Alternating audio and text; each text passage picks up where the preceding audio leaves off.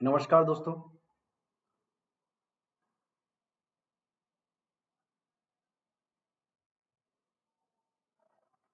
Unacademy पर आपका हार्दिक स्वागत है। आज हम जो इंटरनेशनल लॉ के अंदर जो डिस्कस करेंगे वो है आपका कि जो इंटरनेशनल लॉ के जो डिस्प्यूट्स होते हैं उनको सॉल्व किस तरीके से किए जाते हैं। एक तो आपका पीसफुल तरीका होता है और दूसरा जो पीसफुल तरीका नहीं है उसको कंपल्सिव और कोर्सिव मीन भी बोलते हैं। तो कंपल्सिव और coercive itself suggest that these are non peaceful means of the settling the dispute. तो ये जो सेटलमेंट का जो तरीका है ये नॉन पीसफुल होता है और ये जो मेथड है इसके अंदर कई बार फोर्स और प्रेशर भी जो है वो यूज किया जाता है। And force in this method does not indicate to the extent of the arm forces but methods that are short of war. इसमें एक होता है आपका रिटॉर्शन जो इस सिद्धांत पे बेस्ड है tit for tat and is also synonym for the retaliation और टू से it is a technical term. यानी कि ये एक एक्ट है जो किया जाता है वन स्टेट के द्वारा similar to what was done earlier by another state. जिस तरीके से दूसरे स्टेट ने उसके साथ में एक्ट किया है उसी तरीके से वो एक्ट करता है बाद में।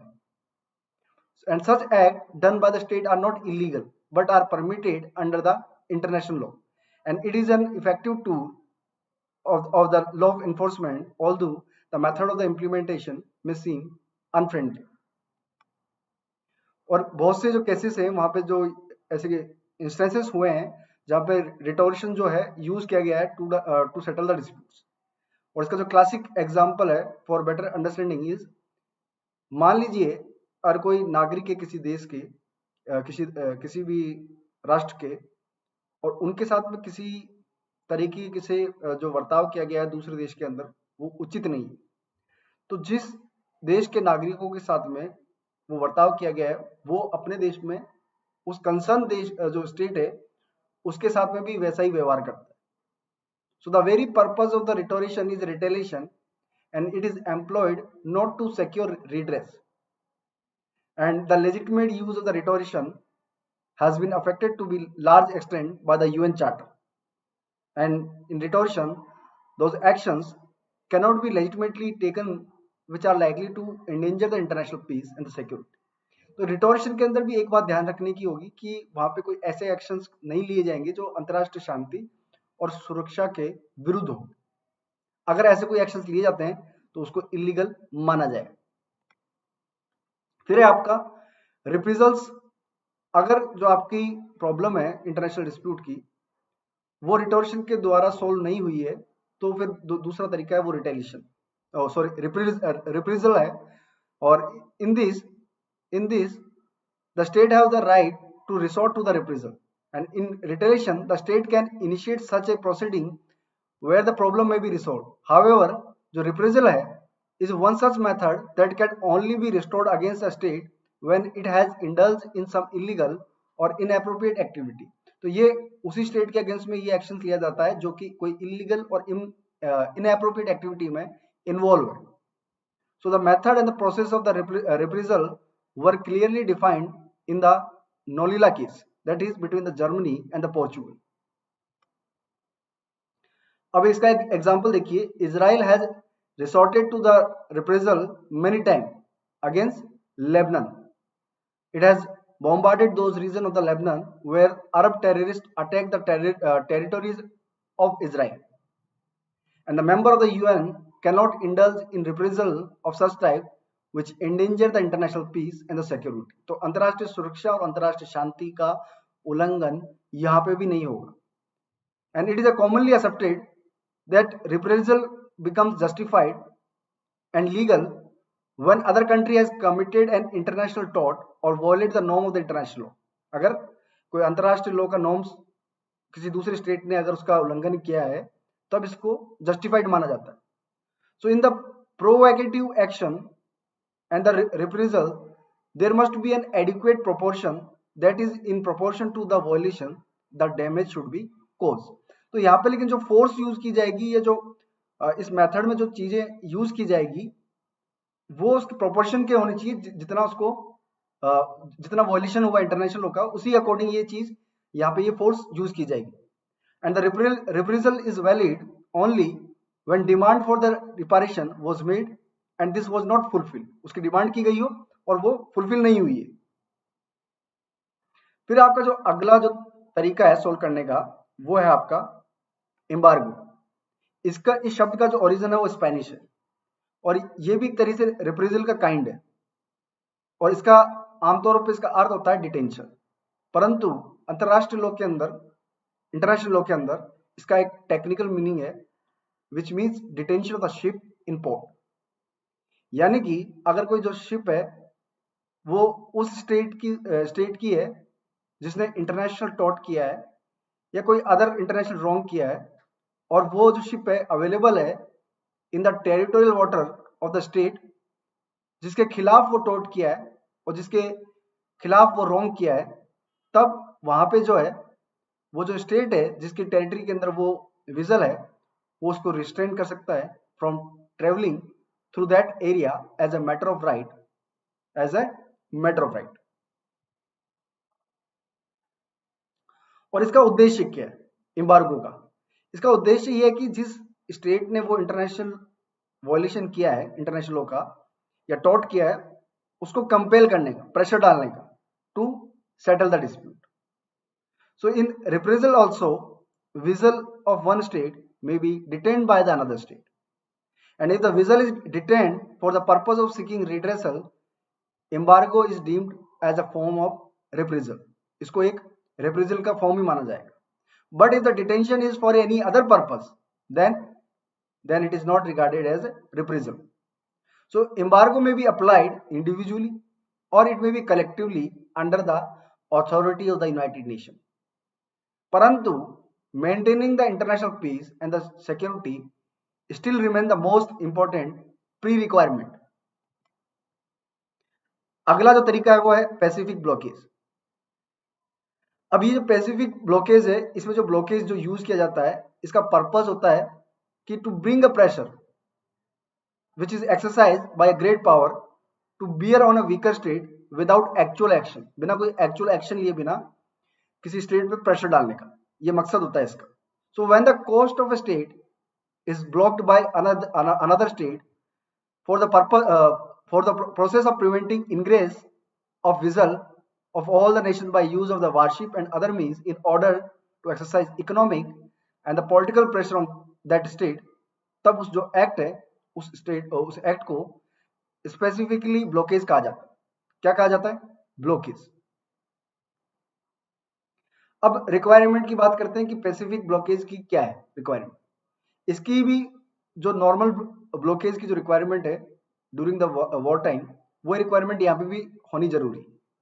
And it has been regarded as an aggressive means for settlement of the international dispute. Karan, because it consists in temporary suspension of a commerce of the offending state by costing of the assets to the coast. तो वो coast में जाने से उसको prevent कर देते हैं और वहां पे जितनी भी आर्थिक गतिविधियां हैं वो रुक जाती हैं.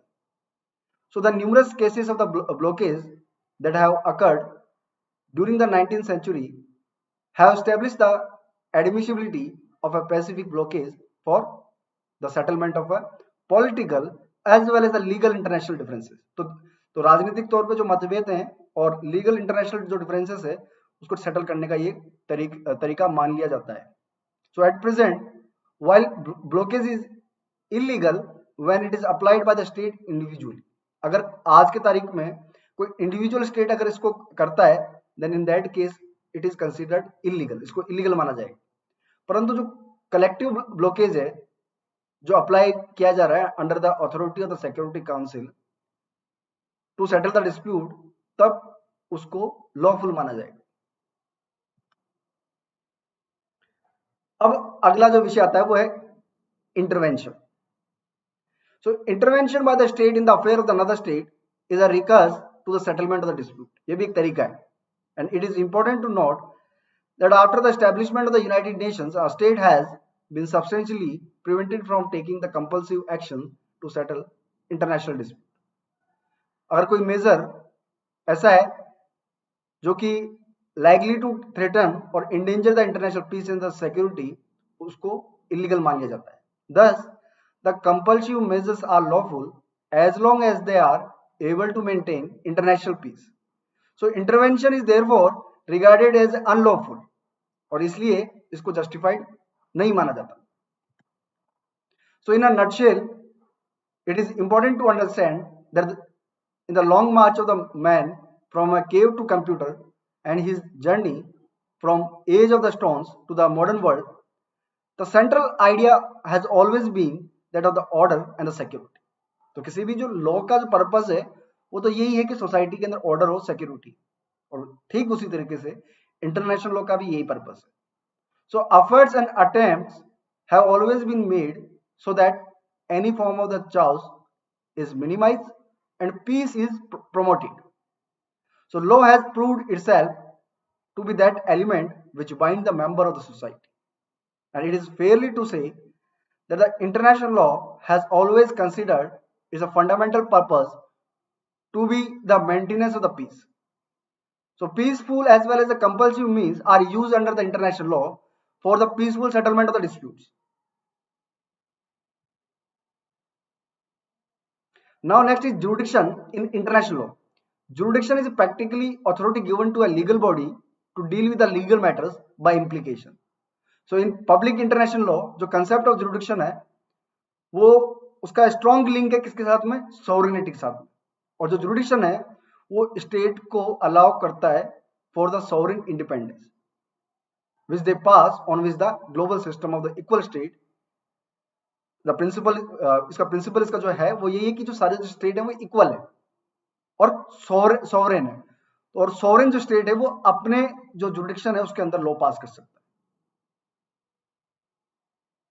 अब बात करते हैं territorial jurisdiction of the state. So it is derived from the state sovereignty and constitute several features. So it is the authority of the state और the persons, property and event which are primarily within its territory. तो state के अंदर जो भी उसके persons है, property है, और जो भी इवेंट्स होते हैं उसके टेरिटरी के अंदर उस पर उसका कंट्रोल होगा. So the state authority has the power to prescribe, enforce and adjudicate the rules of the law. और जो टेरिटोरियल जुरिडिक्शन है जो स्टेट की वो एक्सटेंड करती है land, national air space, internal water, territorial sea, national aircraft, national vessel etcetera.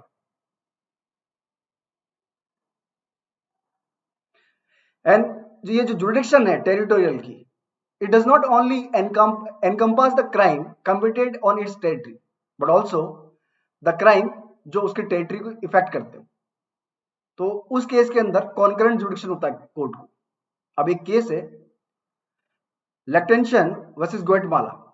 In this case, Notbaum, a German, lived in the Guatemala for 34 years. Or he has his German citizenship, and then he also applied for Liechtenstein citizenship a month after the outbreak of the World War II. और जो उसकी application थी वो approve कर दी गई. So after this approval he traveled to that Liechtenstein, and during his return to the Guatemala he was not allowed to enter because he was deemed to be a German citizen. So Liechtenstein filed a suit before a court on the Guatemala to allow him as a citizen. Court ने क्या कहा? Court held that the granting of citizenship is solely the concern of the granting nation. उसी का concern है, जो nation grant कर रहा है सिटीजनशिप इसी का कंसर्न है. But in this case, there is no relationship between the Liechtenstein and Notbaum. So this happened because of the war that they become two nations. Hence, the court said that the Notbaum was not forced by the Guatemala country to recognize him as a citizen, and in result, the suit was dismissed. फिर एक case है UK versus Norway, north Atlantic fisheries case. In this case, UK requested the International Court of Justice to determine how far Norway's territorial claim extended to sea and to provide some compensation because Norway interfered in the fishing vessel of the UK. UK का आरोप था कि Norway ने interference किया है, and also claimed that the Norway's claim to such extent was against international law. Court ने क्या कहा? Court held that the Norway's claim to the waters was consistent with the international law regarding the part of the sea space. Now, next jurisdiction is criminal jurisdiction. Criminal jurisdiction is where the power of the court are described in a dealing with the cases where a person is accused of an offense. So, criminal jurisdiction is used in many laws like constitutional law, public international law, etc. So, the three distinct situation where only the accused person can file a suit. और वो कौन सी तीन विशेष स्थितियां हैं? First, to control the relation between the state और between one state and another. दूसरा, to control the relationship between the federal courts and the domestic court. And third, only where he has committed the offense and not in any other state, and also the law of that state should be codified. अब एक case है SS lotus case, France versus Turkey. In this case, there was a declaration by Turkey or the French citizen who was the first officer of the ship that collided with the Turkish ship on the high sea. So it was challenged by the France as a violation of the international law. तो court ने क्या कहा? Court stated that the Turkey has the authority to arrest the French officer under the Treaty of the Lausanne. It also stated that if someone challenges the jurisdiction of the sovereign state, then the burden of the proof will lie on the plaintiff. तो जो person sovereign state की jurisdiction पर claim करेगा, burden of proof उस पे होगा. Court ने कहा, international law is a system of the freedom and countries can act in any manner which is not expressly prohibited. So this case is reviewed as the high mark of a positivism that the state must keep control over sovereignty. And court also stated that the France and the Turkey had a concurrent jurisdiction over the cases arising abroad on a French flag vessel on the high seas. And many treaties have overruled this and said that only the flag state has the jurisdiction. Now, type of a criminal jurisdiction. First is territorial jurisdiction. This include a geographical boundary of a court jurisdiction. तो court का जितना geographical boundary है वो territorial jurisdiction होती है उसकी. So we can take an example where the municipal court do not have jurisdiction over the crime that occurs outside the city limit. So let us understand this with a case law. Mubarak Ali was a state of Bombay. In this case, Mubarak Ali, with a dishonest intention, made a false representation to the complainant in Bombay, saying that he has a ready stock of rice so that the applicant should send the receipt of the money to the complainant who was anxious to import rice urgently and to receive the amount on the belief of such representation. So it was contended on the ground that the Pakistani national during the period of the commission of the offence has not stepped in India. उसने कोई भी India में अपना कदम नहीं रखा. And he was in Karachi. So he cannot be tried in Indian courts, nor he can be held punishable under the IPC. ये उनका contention था. And in the extradition proceeding, the trial which is pending in a court can't be tried for the second time. Hence the conviction was unsustainable. Court ने क्या कहा? Court held that all the ingredient जो कि section 420 के अंदर जरूरी है for constituting the offence of the cheating have been done in Bombay. वो बॉम्बे में हुए सारे. Even though the offence is committed there and though the applicant was not present in India during the commission of the offence. So his conviction as per the IPC is valid. ये court ने कहा. So as the appellant surrendered to the Indian authorities under the Fugitive Offender Act 1881, and there is no such provision in this act preventing the arrest in India for trial of the fresh offence, and his conviction was valid, and the applicant, who was a Pakistani national, was convicted for cheating in business under 420 of the IPC. Next case is Director of the Public Prosecution and the DOT. In this case, Defendant was charged for unlawful act, which are for the import of the dangerous drugs into the UK. Defendant counsel said कि उसको England में trial नहीं किया जा सकता उसका, because जो offence है वो अब्रॉड में किया गया है. कोर्ट ने कहा the respondent were aliens which had a secret plan to import cannabis in the UK, and the House of the Lord stated that the English court have jurisdiction over the offence committed in England.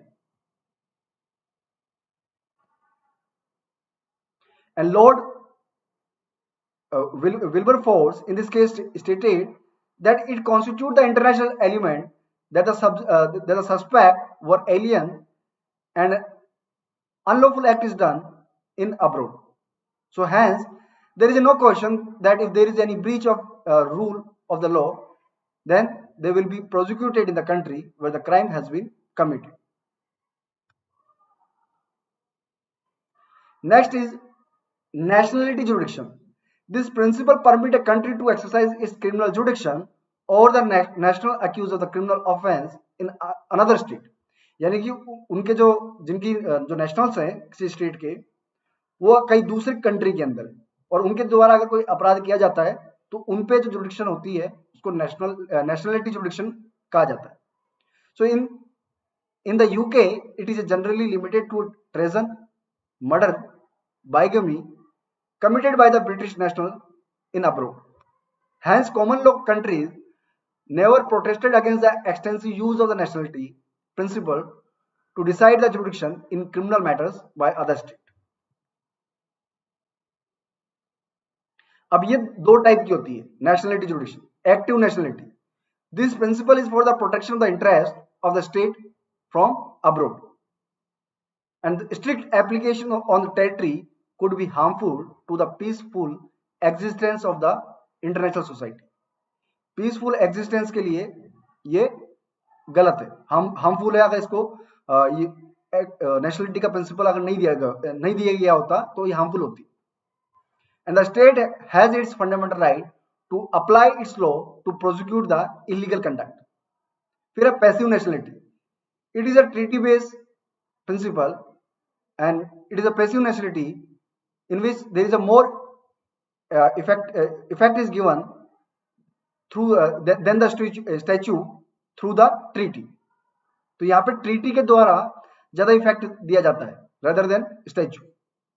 And jurisdiction can be exercised by the state where the offence took place. And this has been opposed by the common law state, but due to the transnational crime, it gets approved.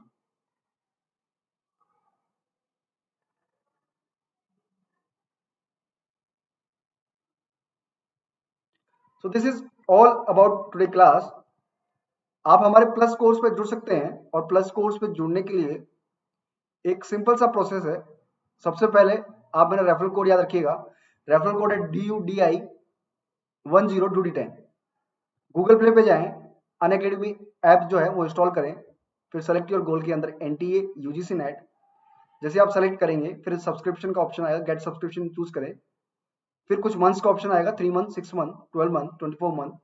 अगर 12 month का आप कम से कम लेते हैं तो आपको ज्यादा benefit होगा. फिर एंटर रेफरल कोड के अंदर आप DUDI 10 जैसे अप्लाई करेंगे तो इससे आपको 10% डिस्काउंट मिलेगा.